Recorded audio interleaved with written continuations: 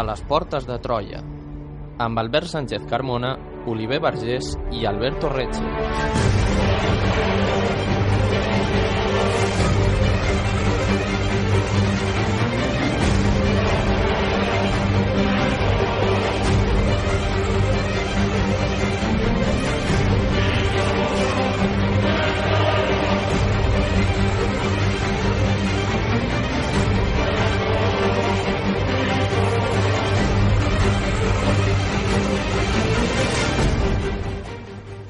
El segle X va significar el desenvolupament de les polítiques de Guifré el Pilós i els seus descendents.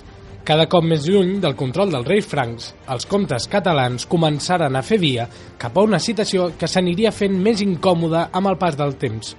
Depenent sobre el paper d'un rei carolingi, que cada vegada intervenia menys en els assumptes de Pirineu en avall, a la pràctica els comtes de Barcelona feien i desfeien sense buscar el vistiplau reial. Una situació d'independència pràctica que tingué la seva cristal·lització definitiva en els anys posteriors al saqueig de Barcelona per Almansor.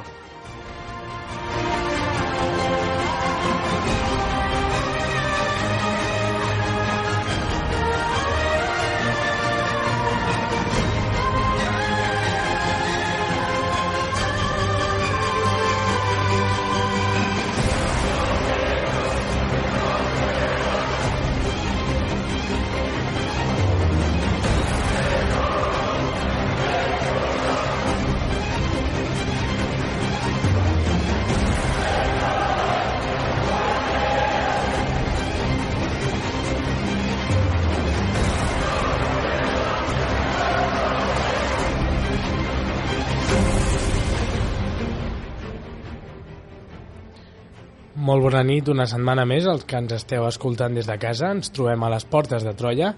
Recordeu que si voleu entrar en contacte amb nosaltres ho podeu fer en tot moment a través de facebook.com/Portes de Troia i ens trobem, com cada setmana, amb els nostres historiadors de capçalera. Alberto Recce, molt bona nit. Molt bona nit. El segle X és un segle clau per entendre la història de Catalunya, no? Sí, bona nit. Sí, de fet, si ens posem a pensar, tots els segles tenen algun element clau per entendre la història de Catalunya. Però el segle X és potser un dels més definidors en el que serà Catalunya, perquè és el segle que cristal·litza el que podríem dir primer procés d'independència de Catalunya, en aquest cas respecte al Regne Franc. És el moment en què es cristal·litzen les postures polítiques que portaran a una Catalunya independent. Moltes cometes, però una Catalunya independent respecte al rei de França. I també ens trobem amb Oliver Vergés, molt bona nit. Guifré serà el gran personatge d'aquest segle.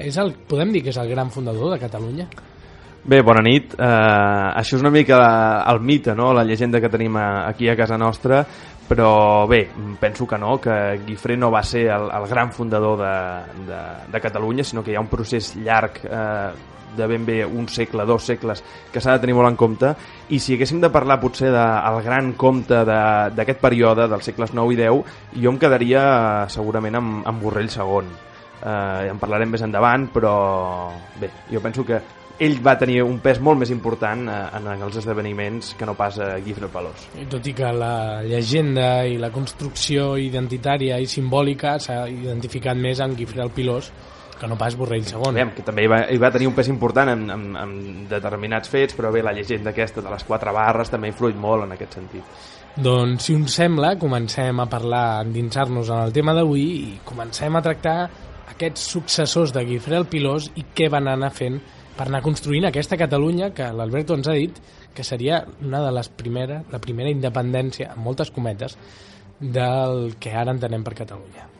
Sí, bé, l'últim programa que vam parlar d'aquest tema, que vam parlar de la Catalunya carolíngia del segle IX, ho vam deixar tancat una mica el tema a la mort de Guifré el Pelós a mans dels musulmans. Amb ell acabava un període d'aglutinament de tots els territoris, o de la majoria de territoris de la Catalunya carolíngia a mans d'un sol comte. A partir de la seva mort, els diversos territoris es repartiran entre tots els seus fills. Serà en aquest moment en què realment començarà l'articulació territorial real dels comtats. Fins a aquest moment els comtes, més que tenir un comtat, el que tenien és un conjunt de territoris a la seva possessió. Quan mor Guifré, aquests territoris seran repartits i començaran a aparèixer els comtats. El cas del comtat d'Urgell és un exemple. En la documentació medieval al segle IX no apareix mencionat mai com a comtat d'Urgell. A partir del segle X, a partir del 907 exactament, sí que podem parlar de comtat d'Urgell. Passa el mateix amb tots els altres territoris que a finals del segle IX i principis del segle X podem dir que es configuren ja com a comtats. Es configuren... Si abans teníem uns senyors feudals, no?, que tenien uns dominis però no eren tan estrictament delimitats, ara es comencen a delimitar. Ara podríem dir que es perfilen el que seran gairebé uns principats. És cert que el Principat de Catalunya no naixerà fins anys més endavant, però aquests comtats que s'articularan a partir d'aquest moment, per l'allunyament que es produeix, que ho comentarem més endavant, del món franc, i per la situació de pràctica independència, tots aquests comtats esdevindran uns principats amb un comte que gairebé tenia les funcions de príncep al capdavant. En aquest sentit, doncs, el comtat d'Urgell passarà a mans de Sonifred II, fill de Guifré el Pelós. El comtat de Cerdanya passarà a mans de Miró II, també fill de Guifré, i el comtat de Barcelona amb el de Girona i Osona. A partir d'aquest moment, aquests tres comtats ja passaran a formar un sol bloc de manera definitiva. Això que anirà passant de generació en generació, ja no es tornaran a repartir aquests comtats, en algun cas puntual sí, però en principi serà un sol bloc. Passarà a mans de Guifré Borrell, que a la seva mort, que serà el 911, passarà a mans de Sunyer, que també era fill de Guifré. Per tant, tots aquests personatges que hem dit, ja sé que és una mica complicat el tema, però és important perquè veiem que d'unes soles mans en què estaven la majoria de comtats catalans d'aquest moment, a principis del segle X es produirà una fragmentació entre els diversos fills de Guifré i es començaran a crear aquests grans principats, comtats territorials. Així que si abans estava tot més o menys unificat sota Guifré, es fragmenta el territori o és a l'inrevés? Que aquesta fragmentació afavoreix? Aviam, hi haurà una fragmentació, però ja ho vam comentar l'altre dia, que hi ha un caràcter patrimonial en el sentit de que tot el govern de tots aquests territoris normalment segueix una sola direcció, perquè són part de la mateixa família i tot i algunes desavinences puntuals hi ha... La família ha patrimonialitzat tota aquesta estructura i són ells els que tenen la direcció del país i ho entenen d'aquesta manera. Per tant, sí que és veritat que hi ha una fragmentació, però hi ha una, podríem dir, unitat política de tots aquests territoris.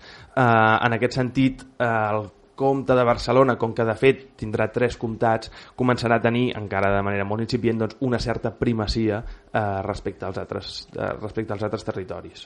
Sí, la clau per entendre una mica aquesta organització és això, no? Hi ha una família que governa els comtats, però que encara no és un llinatge.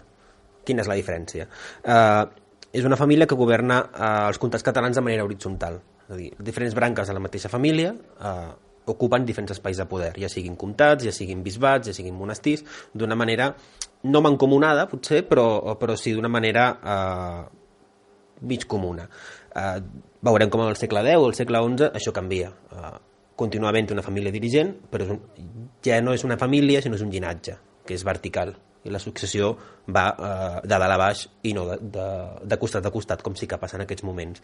Llavors és un projecte familiar que sí que instaura Guifré el Pilós, molt en imitació potser del poder carolingi. Si recordem els programes anteriors de la Catalunya carolíngia o el món carolingi, és aquesta mateixa manera d'entendre el poder, no? Un poder que és delegat però que ocupa tot el territori i que dona consistència al territori.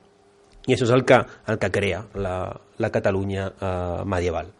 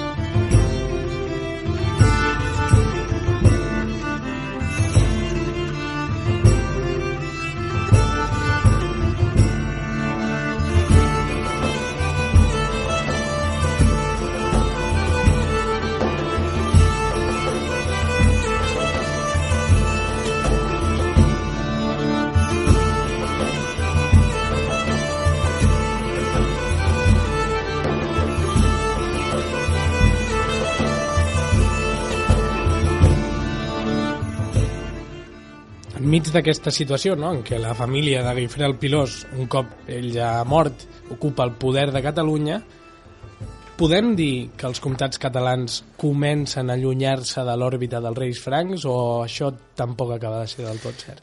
Sí, és un procés, però sí que és evident que durant el segle X és quan cristal·litza les diferències. Si recordem programes passats, ja a partir de mitjans del segle IX, 843, amb el Tractat de Verdun, l'imperi carolingi es fragmenta. Els tres successors de l'emperador reben tres regnes diferents, amb la qual ja no estem parlant d'un poder imperial, sinó de tres poders regis. Això fa que sigui molt més fàcil, si no plantar cara, crear divergències amb un poder que ja no és únic. De fet, l'enfortiment de les dinasties comtals catalanes és paral·lel a l'esfondrament de l'autoritat imperial i reial. Clar, el problema és que sobre el paper els comtats catalans continuen sent part d'un regne o d'un imperi franc que encara existeix, i tens un rei al qual li deus lleialtat i mana sobre els territoris que tu controles. El segle X serà un procés de diàleg entre aquestes dues postures, perquè sí que és evident que Catalunya cada vegada més s'allunya d'aquest poder reial, però ho fa d'una manera molt intel·ligent, no?, perquè actua des dels marges del regne. De fet, tu mires sobre el paper i cada cop la presència franca a Catalunya és més petita. De fet, des del principi del segle X tu agafes els privilegis que el rei franc concedeix als comtes catalans i passen de 40 a 10. I d'aquests 10, 8 són confirmacions del que s'havia fet al segle anterior. És a dir, la pressió de la legalitat franca cada vegada es dilueix més. És a dir, tens un rei, però és un rei que no actua al territori. De fet, no fa lleis, no et molesta. Cada cop està menys llunyà. Cada cop està més llunyà. No espaialment, però sí mentalment. Clar, la qüestió és que tu agafes també els documents catalans i mantenen una exquisida lleialtat al rei, o als reis, que sembla que siguin els súbdits més fidels. Perquè, clar, quan un tema molt concret, la datació dels documents. En aquella època els documents no es dataven per l'any, sinó que es dataven per l'any del regnat del rei. És a dir, no és l'any 800 o no és l'any 920, sinó és el 10è any del regnat de tal rei. Que és una manera de recordar com el poder del rei encara és present. Doncs a partir de principis del segle X, en el moment en què el poder reial franc es fragmenta i comencen a aparèixer diferents candidats al tron, reis paral·lels, reis usurpadors, veiem com la documentació de Catalunya mai s'aposta pel rei que no toca.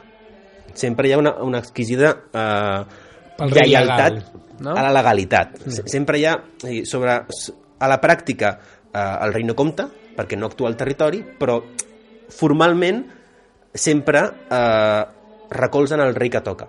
Suposo que per no buscar problemes. Clar, també és una pràctica de jo no busco problemes amb aquest i si em deixa anar fent la viu-viu sense que m'imposi gaire coses... I dona... Clar, això dona lloc a pràctiques molt divertides. Per exemple, quan un d'aquests usurpadors aconsegueix durant uns anys regnar, els documents catalans busquen fórmules retòriques per no haver de dir.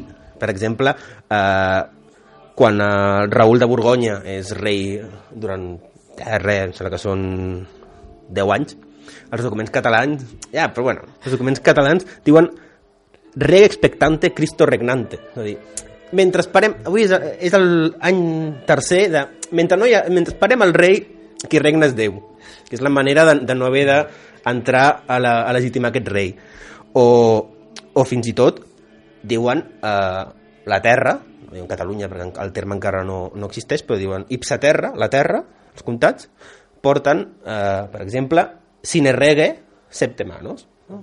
Ja 7 anys sense rei. Dius, sí que hi ha un rei, però és que és un rei que no és legítim, però els comtes de Barcelona, els comtes d'on sigui, no ho diuen.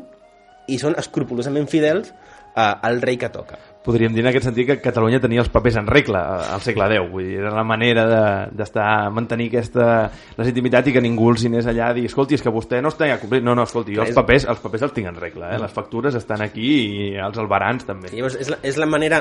Sí, ara això de les factures ara ja no és tan important, però sí que hi ha com aquesta doble via, no? Per una banda hi ha una independència de fet, que els comtats catalans fan i desfan amb el seu territori, es reparteixen els comtats, els deleguen, els regalen, els hereten, i per altra banda hi ha una legalitat exquisida, no? I paral·lelament es comencen a intitular els comtes de Barcelona, sobretot, cada vegada que... Quin és el problema? Tu ets comte de Barcelona perquè el rei diu que ets comte de Barcelona. Per un moment, al final del període, que els comtes de Barcelona començaran a dir que són reis gratia Dei, per la gràcia del Senyor. Per la gràcia de Déu, això ens... Llavors, som reis no pel rei absent, que encara no existeix, sinó per nosaltres mateixos, no? Ja veurem, per exemple, en el cas de Borrell II, com hi ha tota una retòrica dels títols. Aquest canvi que ens pot semblar secundari o que ens pot semblar poc important és importantíssim, vull dir, ara que els nostres oients no es pensin que bueno, estem parlant de coses molt puntuals, sinó que a nivell mental doncs, és molt important això. És un procés semblant, per exemple, amb el tema de les constitucions del segle XX, que les constitucions sempre diuen, no?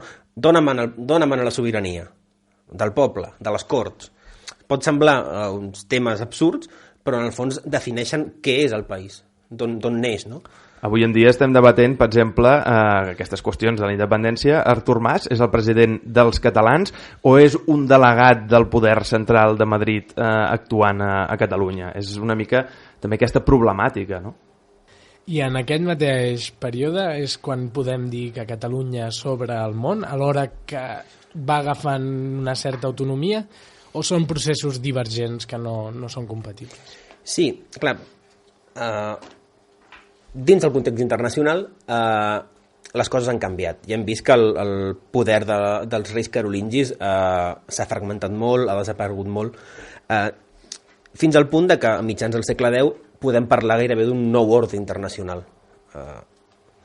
Apareixeran sobretot dos poders i mig, gairebé tres, que definiran els nous espais de poder a Europa. Per una banda, el califat de Còrdova, que aquest emirat existia abans, es que són un califat amb un poder independent i poderós. El poder de Roma, perquè Roma està immersa ara en un procés de supremacia religiosa. Clar, ara Roma l'hem d'entendre com a... L'hem de començar a entendre... Com a capital del cristianisme, no? No, Imperi Romà ja fa 5 segles que Imperi Romà no, però sí que Roma com a capital del cristianisme, o la seu del bisbe de Roma, que és el primer dels bisbes, comença tot un procés, ja ho vam veure, per exemple, en el tema de les creuades, de que el papa cada vegada vol ser més un poder terrenal.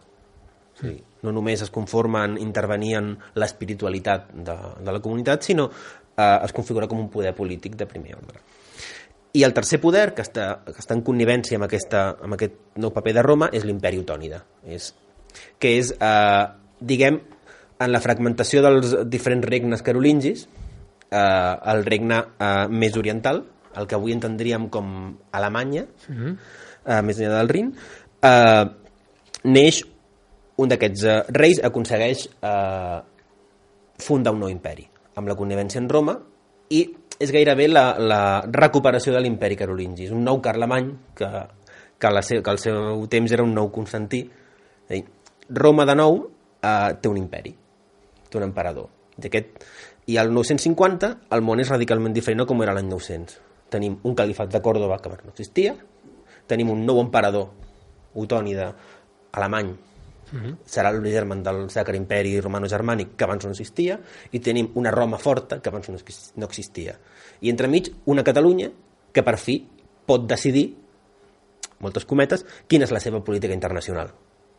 Llavors és el moment, són dos processos paral·lels que a la dècada del 950 coincideixen. Llavors Catalunya per primer cop pot tenir una política internacional o ha de decidir quin és el seu paper en el món, perquè de fet si visualitzeu el mapa d'Europa, Catalunya en aquest moment és l'encaix d'aquests tres poders. Entre Còrdova, el nou imperi i Roma, Catalunya està enmig. Ha de decidir, vulgui o no, quina és la seva postura respecte al califat.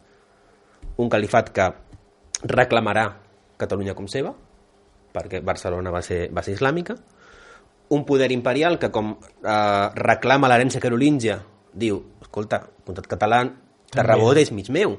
I Roma, sou cristians, també hem de decidir. Llavors, en aquest moment, Catalunya, o els comtats catalans, han de decidir quina és la seva postura internacional. Llavors, no és el tret de sortida de la identitat política catalana, però sí en el moment en què els comtats catalans tenen via lliure per decidir què fer, es troben en una situació que han de decidir què fer. Estem en un moment en què la fragmentació carolíngia i la pèrdua de poder dels reis francs fa que abans, quan un rei franc o un emperador com Carlemany deia una cosa, allò anava a missa.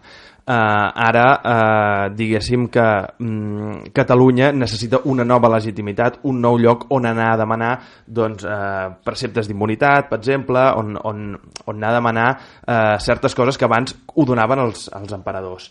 En aquest sentit, doncs, Roma serà a nivell eclesiàstic qui donarà aquestes prerrogatives. En el sentit del califat, que ara ens comentaves tu Alberto, és aquest nou poder que primer la conquesta islàmica del 711 doncs, converteix la península ibèrica en un fragment d'aquest califat universal islàmic, que a poc també veurà com es va fragmentant.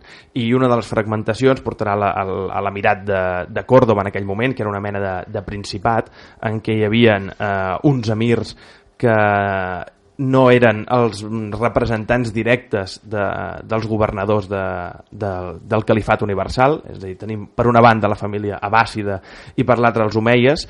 Aquests omeies crearan un nou poder califal també, que serà el califat de Còrdova. El califat de Còrdova serà jo diria, l'estat en majúscules d'aquest moment, del segle X i de principis del segle XI, i els comtats catalans que estaven a la frontera d'aquest territori, amb qui primer van haver d'anar a parlar una mica, van ser amb els del califat, perquè sabien que si rebien un atac dur contra les fronteres, difícilment podrien parar-los, i que si el califat hagués volgut reincorporar tant sí com no els comtats catalans a l'islam, ho hagués aconseguit, perquè no hi havia realment un poder franc que ho defensés. En aquest sentit, jo he portat un text d'una d'aquestes ambaixades que enviaran cap al 950 els catalans, per dir-ho així, des del comtat de Barcelona cap a Còrdova. Diu, una ambaixada de cristians, havent-se presentat per veure el califa, aquest volgué omplir-los de por, mostrant-los la magnificència de la seva reialesa. Feu estendre catifes des de la porta de Còrdova fins a la porta del seu palau de Medina Zahara, en la distància en una gran distància, i col·locar a dreta i esquerra al camí una doble fila de soldats que portaven desenvainats uns amples sabres allargats que sostenien, tocant-se les puntes, com les bigues d'un teulat. Per ordre del sobirà, els diputats avançaren sota aquest passatge cobert. La por que els causà aquesta presentació fou gran, i així hagueren de fer camí fins a la porta de Medina Zahara. Des d'aquesta porta fins al lloc on havia de donar-se l'audiència, el califa havia fet cobrir el sòl de peces de brocat i havia fet col·locar en certs indrets dignataris que haurien pogut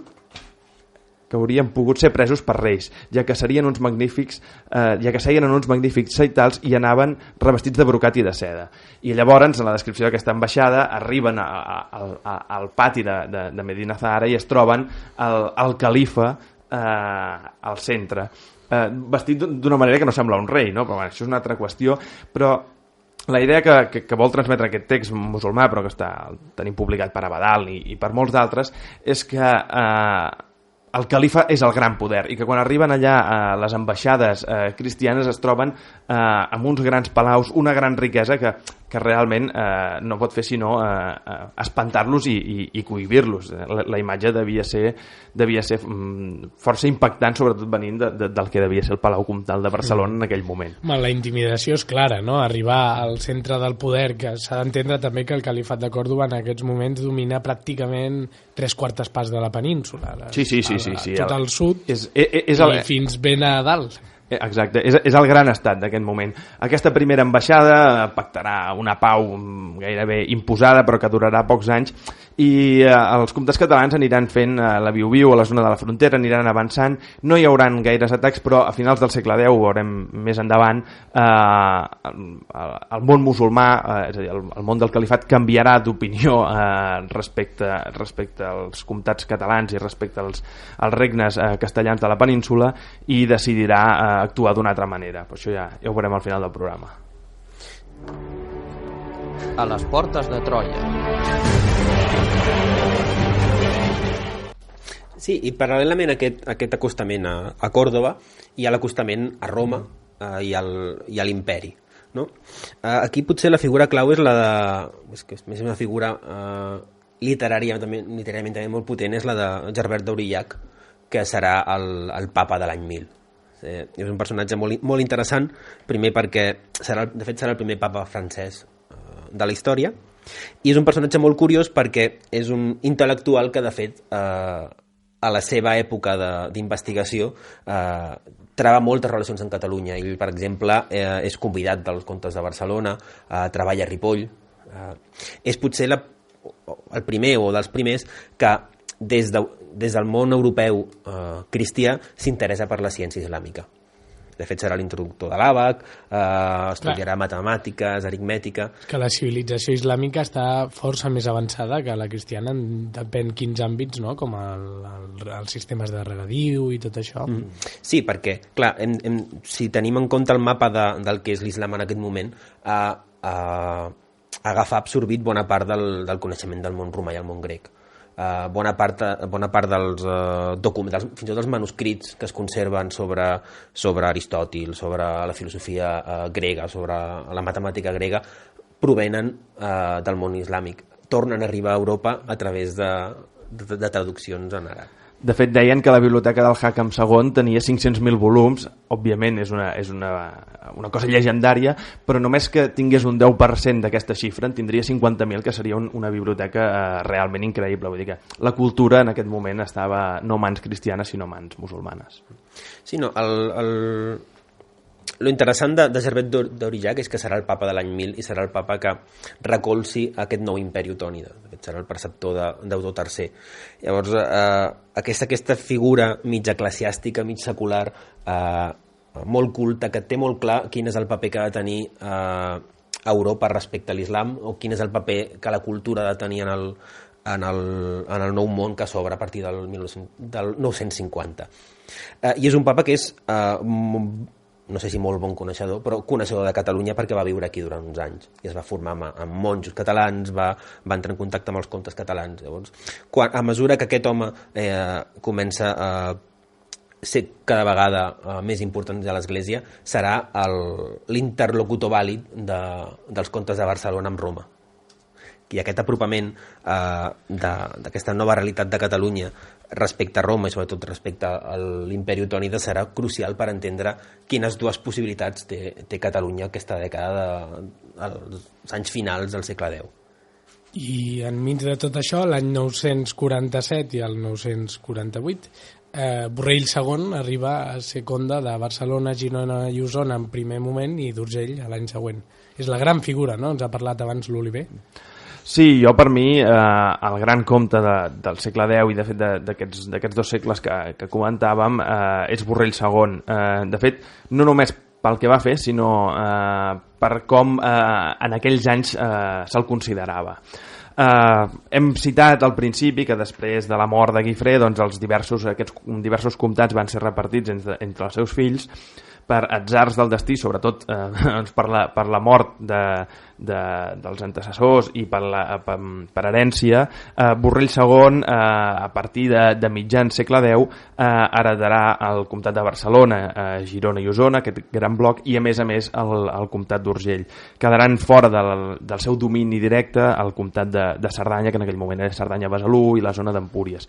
Amb això volem dir que Borrell II, a mitjan segle X, tenia a les seves mans gairebé 3/4 parts dels comtats catalans d'aquell moment. Per tant, a nivell d'importància, era ja un altre gran comte, no? Una mica recordant a Guifré. Ell viurà i serà el dirigent d'aquesta política d'obertura, en primer lloc cap a Roma, cap a l'imperi, i també serà el precursor d'aquestes ambaixades que abans hem llegit. N'hi haurà altres al 967 o 57 enviant el vescomte de Barcelona, que també farà d'ambaixador, etc. Totes aquestes ambaixades seran enviades per Borrell. Per tant, Borrell podríem dir que és el gran comte que desenvolupa tota aquesta política de relacions amb l'islam i de consolidació de la legitimitat dels comtats catalans en aquest nou món que s'està creant a prop de l'any 1000. I en aquest sentit, una mica al voltant de la pèrdua de poder dels monarques francs i del que ens comentava l'Alberto abans, de que a poc els comtes catalans ja s'intitularan comtes, no perquè ho digui el rei, sinó comtes per la gràcia de Déu, arribarà un punt on alguns documents ja parlaran de Borrell com a príncep de la Gòtia. La Gòtia seria... Clar, això és un terme important, però clar, la gent que ho escolta des de casa, príncep de la Gòtia, de fet, potser no sap. No és que sigui un terme important, és que és un terme inventat. És un terme que Borrell II s'inventa. S'inventa. La Gòtia com a tal no existeix. Sabem que hi havia el regne visigot, sabem que hi havia el regne franc. Què és la Gòtia? Doncs la Gòtia, en aquesta mena d'invenció que fa la cort comtal en aquests anys, és aquest espai que no serien ni els regnes castellans de la península ibèrica, però que tampoc ja seria una herència del món carolingi, sinó que seria una mena d'espai de principat territorial que vindria heretat del món got, del món visigot, príncep de la Gòtia. D'aquí ve una mica. És una invenció, però és una invenció molt important, perquè ja ens està parlant que aquest senyor és comte per la gràcia de Déu, però que a més és príncep de tot aquest territori, i no príncep d'una part del regne franc, és príncep de la Gòtia, on els francs, com que la Gòtia no ha existit mai, doncs els francs mai van posseir-la. Per tant, està donant un nivell de legitimitat brutal en aquest comte. Òbviament que és una manera de dir-ho de cares endintre, però amb les ambaixades a Còrdova els cronistes musulmans parlaran del príncep d'Ifrània, que Ifrània en aquell moment volia dir francs, però que es referia a la zona dels comtats catalans, i es referien a Borrell. Per tant, a nivell internacional, aquesta manera de parlar i de mostrar-se tindrà uns efectes molt beneficiosos, perquè també des de Roma, doncs, aquest personatge serà vist també com el representant de tots aquests territoris. Per tant, hi ha una voluntat d'autolegitimació que és molt important, i per això penso que Borrell II doncs, és una mica la clau de volta de tot aquest procés. Sí, no, és molt interessant aquest procés, perquè veus els documents i comença a carregar-se d'adjectius, no? A vegades es diu gloriosíssimus, reverendíssimus, ínclitus, il·lustríssimus. Llavors veus com hi ha tot un discurs de legitimació política, no? Fins i tot aquesta referència al dux Gòtia, que clar que són gots, són previs als carolingis. Jo soc dux del que hi havia abans, una mica amb aquesta idea també de... No em dec el rei dels francs, sinó que jo estava abans, no? Clar, hi ha fins i tot un punt més graciós, perquè justament en aquest moment, o en la dècada dels 80, hi haurà una de tantes crisis al regne franc, en el qual s'instaura una nova dinastia, que són els Capets. I Hug Capet, abans de ser rei, era duc. Llavors és interessant que, clar, fins i tot el nou rei carolingi era duc, i Borrell II és duc. I fins i tot recordem que sempre en aquestes datacions dels reis francs, no? La terra està sense rei, no sé què, un rei que quan els primers anys de Hug Capet sí que és una nova dinastia, sí que l'accepten com a rei, però en alguns documents, paral·lelament, quan Borrell II apareix com a Dux Gotia, apareix any 3 del regnat del rei Hug, coma no, perquè no existe, que abans era rei, que abans era duc. Que quedi clar que... Sí, no? El rei Hug, que abans era duc. I tu, en el mateix moment en què Borrell II diu jo soc duc. Llavors diu, hi ha un discurs de dir, bueno, fins i tot el rei Franc, que en teoria hauria de ser el meu superior, era un duc. Oh, com jo, estem al mateix nivell. Llavors hi ha tota una política lingüística i d'ús dels termes que és molt, molt, molt interessant. Però clar, moltes vegades també cometem l'error de creure que la política o que la postura política dels comtats catalans era única. I justament en aquest moment d'obertura al món de Catalunya, sobretot enfront del califat, enfront del poder romà, hi haurà diferents programes polítics, diferents projectes polítics. No només el de Borrell II, sinó altres comtes de comtats catalans també diran la seva. I és el cas, per exemple, del comte de Besalú Cerdanya, que és Oliva Cabreta, que és una... Pobre nom, no? Sí, pobre bueno... home. Suposo que a l'època no per Oliva o per Cabreta? Clar. Mai sap. No, però el fet de parlar d'un conte amb un nom que ningú hagi sentit mai, que tu, no sé, Guifré el Pilós el coneixes, Borrell II Pots haver-lo et conegut. pot sonar, Sí. però clar, Oliva Cabreta, comte de Besalú Cerdanya, qui és aquest home? Doncs era cosí de Borrell II i també de net, com ell, de Guifré el Pilós. I ja el fet de que no en soni a ningú vol dir que la seva proposta política va fracassar. Clar, parlàvem abans de que la postura dels comtats catalans respecte a Còrdova, sobretot, havia de prendre partit, no? Tens el gran poder califal que té un exèrcit com 100.000 vegades superior al teu, pel qual, si vol anar a males, no tens res a fer. Llavors, hi ha una opció política, que és la de defensar-se, i hi ha una opció política, que és la de no defensar-se. Llavors, la proposta del comte de Besalú Cerdanya és... Sobretot, és un dubte de què cal fer amb la pedra. Cal construir castells o cal construir monestirs? Perquè un castell és una provocació. Un monestir és una manera d'escenificar que la terra no es pot defensar, perquè els monjos no combaten, els monjos no porten armes. Llavors, en principi, però és la idea de demostrar que la terra és inerme, que sí, estem construint coses, estem fent, però a nivell de visió exterior no som cap problema pel califat de Còrdova.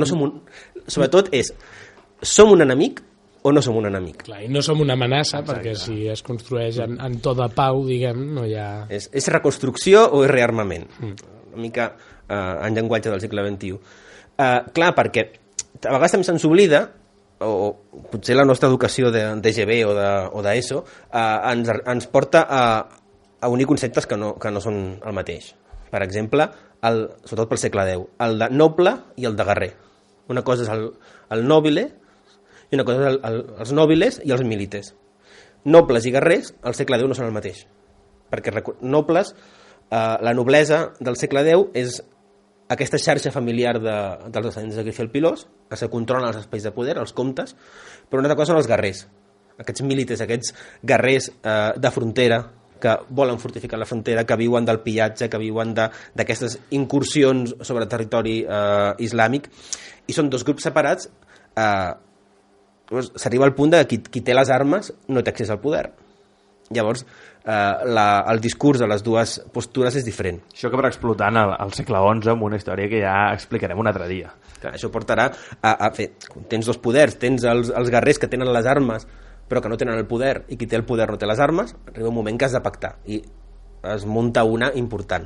Però que neix aquí, neix al segle X, i la qüestió és què han de fer els comtes de Barcelona? Defensar el territori i no defensar-lo.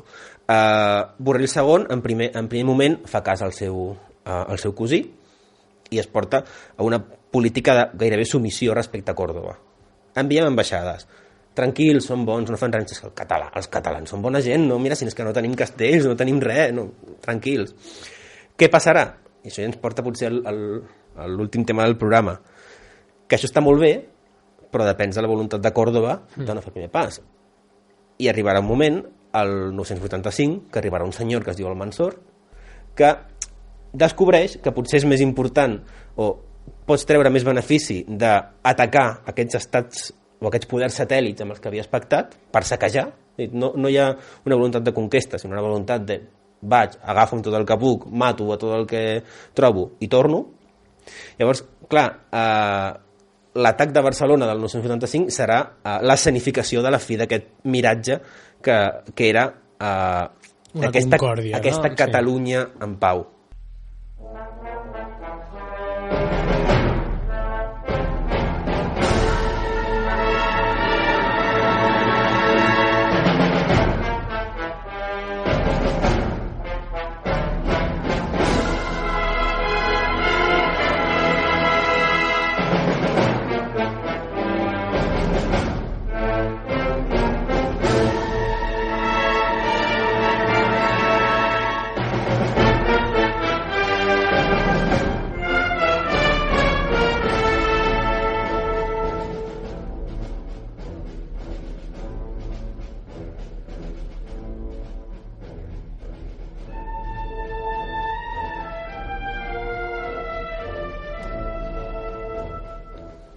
Mentre escoltem de fons la marxa mora al Mansur de Guillermo Ruano, els atacs d'aquest tal al Mansur cap a Catalunya i cap a Barcelona provocaran també una precipitació de la política, no?, de Catalunya. No serà només rebut com un atac, sinó que provocarà altres coses. Sí, l'atac tindrà unes conseqüències molt importants, però això ho deixem per després de l'atac.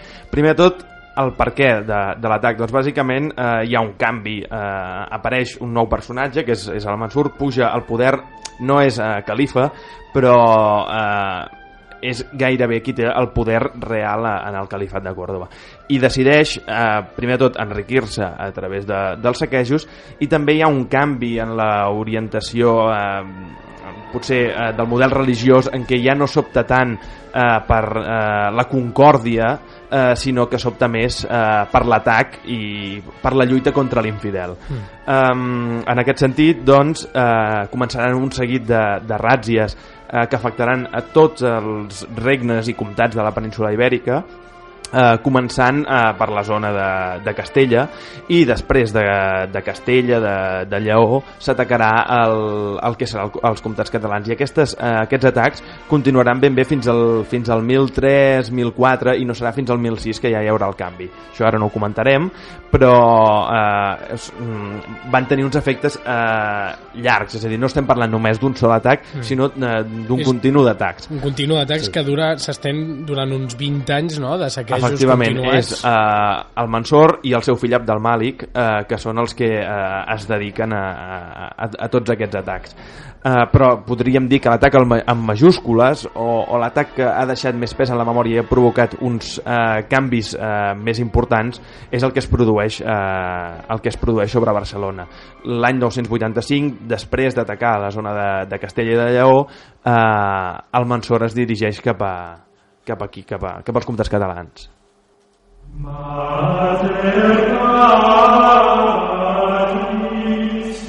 Quan el Mansor hagué batut el poder dels cristians de Castella i Lleó i del seu territori, dirigia el seu objectiu cap a l'Algarada contra Catalunya, que limita amb la terra de França i de Roma. Era una nació invencible a causa de la resistència de la seva gent, de les seves armes, de la seva duresa i del seu nombre, però la sotmeté i entrà a Barcelona. Per combatre, els musulmans se serviren de làmines d'acer, amb les quals es recobreixen els avantbraços, i així, d'aquesta manera, els genets pogueren parar les espases catalanes sobre llurs caps i cares.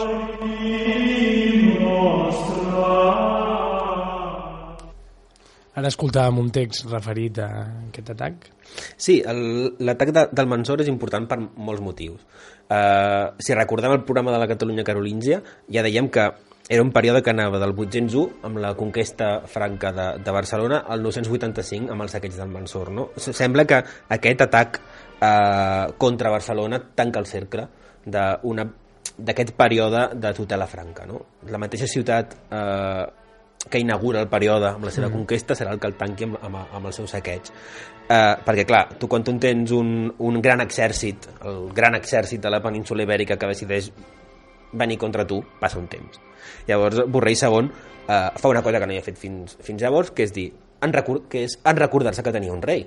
Clar, perquè se Diu, suposa... si jo tenia un rei i el rei en principi m'ha de defensar. Llavors, és la gràcia de tenir un rei, no? clar, doncs anem a trucar-lo, anem a veure què en diu.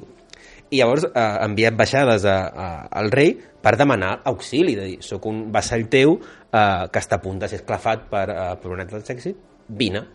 Però clar, Hug Capet és un rei que acaba d'arribar al poder, que està a la seva i tampoc té ni les ganes ni la capacitat de defensar Barcelona.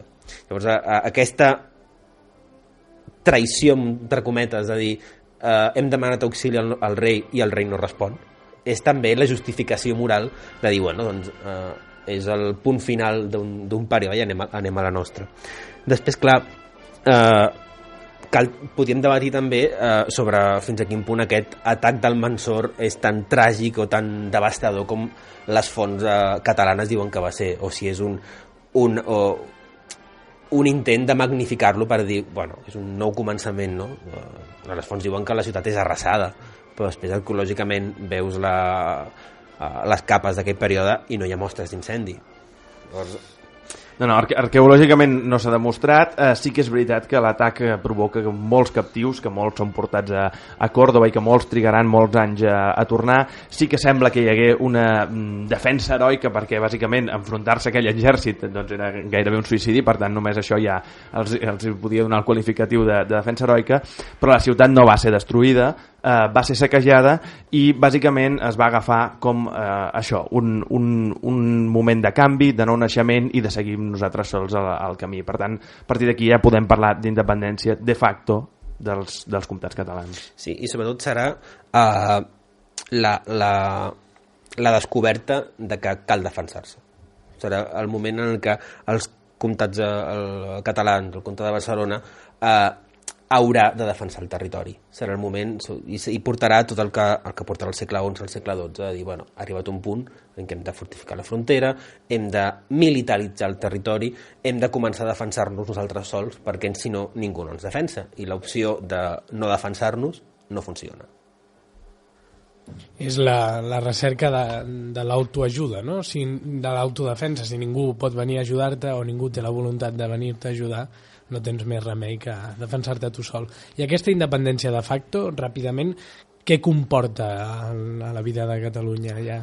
Aviam, bàsicament comporta una independència en tots els aspectes. És cert que encara estem parlant de comtats catalans, que hi haurà una certa fragmentació, fins i tot hi haurà enfrontaments entre els diversos comtes. Al llarg del segle XI s'enfrontaran el comte de Barcelona i d'Urgell contra el de Cerdanya, però bé, hi ha una certa unitat i una certa comunitat que actua ja de manera independent. Ara bé, aquesta independència, de fet, no es convertirà en una independència legal del tot, és a dir, jurídica del tot, fins al Tractat de Corbel del 1248, en què Jaume I renuncia a les seves possibles possessions o el que podria reclamar al nord dels Pirineus a canvi de que el rei Lluís IX deixa de considerar-se, si és que encara s'hi considerava, com a rei dels comtats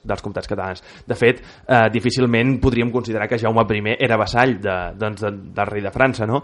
Però bé, fins al 1248 aquesta situació de facto no queda legalment segellada. Doncs, si us sembla, deixem aquí el tema del segle X a Catalunya i ens endinsem a les efemèrides d'aquesta setmana.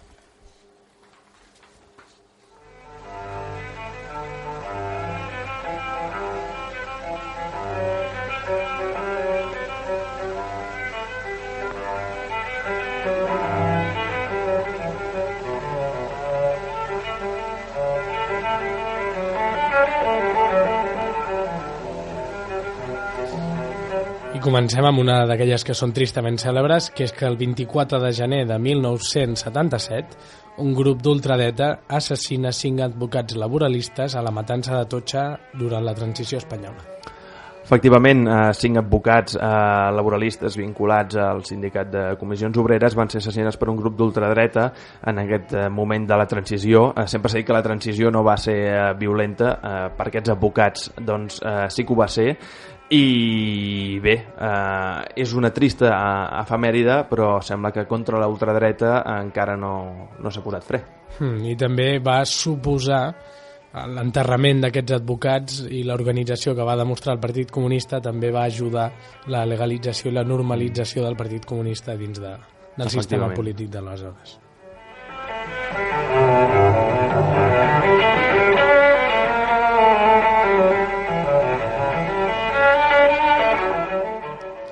I ara ens desplacem per parlar de la monarquia, i el 21 de gener de 1793 el rei de França d'aleshores, Lluís XVI, és executat a la guillotina.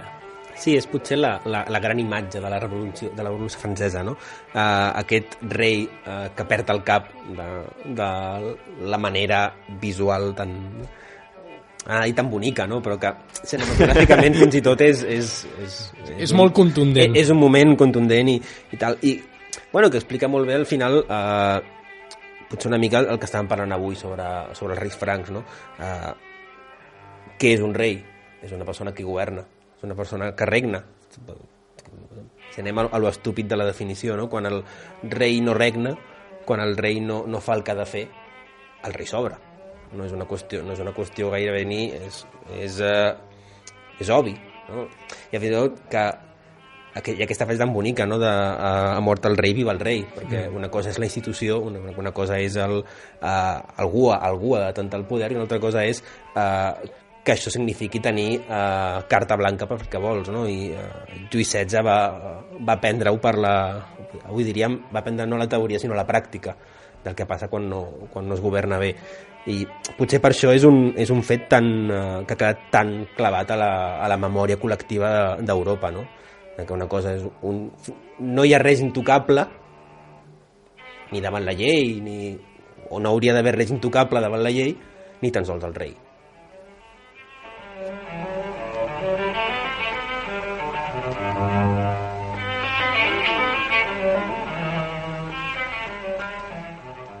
I ara ens trobem amb una d'aquelles efemèrides dobles o encadenades, no?, que trobem a vegades per aquestes dates. El 23 de gener de 1641, Pau Claris i la Generalitat, una setmana després d'haver proclamat la República Catalana, es veuen obligats a cedir a acceptar Lluís XIII de França com a comte de Barcelona, i 3 dies després, el 26 de gener del 1641, es porta a terme la batalla de Montjuïc, en què les tropes franco-catalanes derrotaran l'exèrcit hispànic.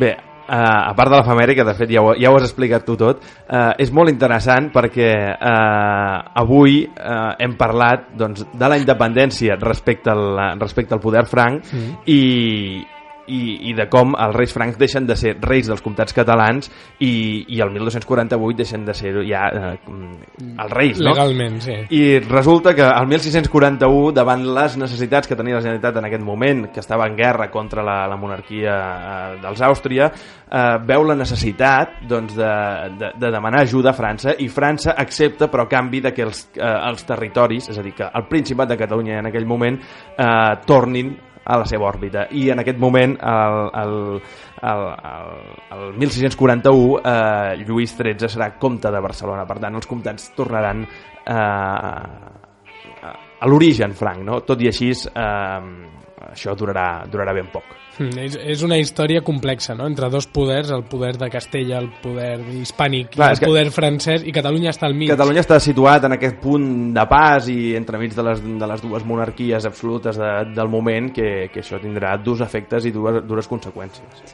És una mica estar com entre el califat de Còrdova i sí, efectivament.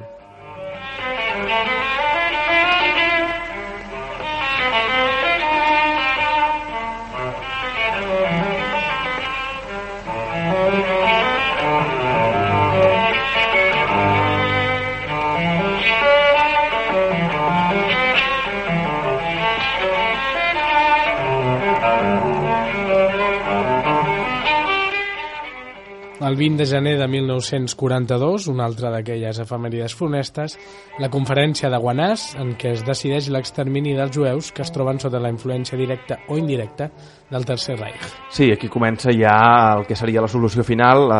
El Tercer Reich ja no opta per treure fora de les seves fronteres els jueus, sinó decideix eliminar el problema de soca arrel i es decideix definitivament l'extermini jueu. Sí, és interessant que just 2 anys després, el mateix 20 de gener però del 1944, arribem a una altra efemèride nefasta amb mateixos protagonistes però potser diferent paper, i és que l'aviació britànica bombardeja Berlín i llança més de 2.000 tones de bombes sobre una ciutat en un moment en què la guerra ja estava guanyada, en la que la capacitat defensiva d'Alemanya en general i sobretot de Berlín en particular era escassa, i que ens recorda que tot i que hi hagi bons i dolents en una guerra, al final tothom fa la seva i tothom és més dolent del que acaba sent, o el que hauria de ser, guanyis o perdis, no? Llavors sí que cal també recordar a vegades que la desgràcia en una guerra va pels dos bàndols i que tot i que és indiscutible que la Segona Guerra Mundial a Alemanya és el dimoni, això no justifica certes actuacions sobre la població civil, que en tota guerra moderna sempre és la que pateix més. Des de la Primera Guerra Mundial la població civil comença a rebre de valent les conseqüències de la guerra i això s'anirà incrementant fins als dies d'avui, on pràcticament són l'objectiu. Sí, clar, de fet no estem 20 de gener del 44, no estem gaire lluny de les bombes nuclears, Hiroshima i Nagasaki, que és potser un any i mig queda, sí. És tot això que diem de l'ús de la població civil com a carn de canó elevat a l'enèsima potència.